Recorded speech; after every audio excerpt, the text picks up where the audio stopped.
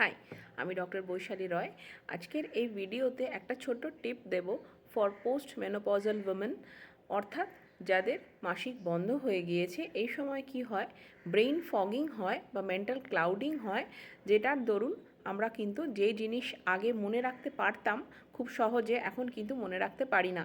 তাতে কি হয়, যদি আমরা দেখি যে দিনের শেষে আমরা যা যা কাজ ভেবেছিলাম তা আমরা করা তো দূরের কথা, হয়তো আমাদের মনেই পড়েনি যে করতে হবে, হ্যাঁ, তখন কিন্তু আমাদের কনফিডেন্স লেভেল কমে যেতে পারে। সেই জন্য যদি আমরা একটা এনলিস্টমেন্ট করে রাখি যে আমাদের কি কি কাজ করতে হবে, সেটা একদিন আগে হতে পারে বা সেই দিন সকালে হতে পারে। খুব ভালো হয় যদি একদিন আগে আমরা নেক্সট দিনের কি কাজ করব তা খাতায় কলমেও লিখে রাখতে পারি, ফোনেও লিখে রাখতে পারি। তাহলে কিন্তু আমাদের পরের দিন এই কাজ করতে হবে সেটা কিন্তু মনে পড়বে এবং আমরা লিস্ট অনুযায়ী টিক করে করে কিন্তু কাজগুলো করে নিতে পারবো। যদি কোনো কাজ থেকে যায় সেটা কিন্তু আমরা পরের দিনের জন্য রেখে দেবো এবং পরের দিনের যখন লিস্টটা বানাবো তার মধ্যে কিন্তু আমরা সেটাকে ইনক্লুড করে নিতে পারবো। Thank you.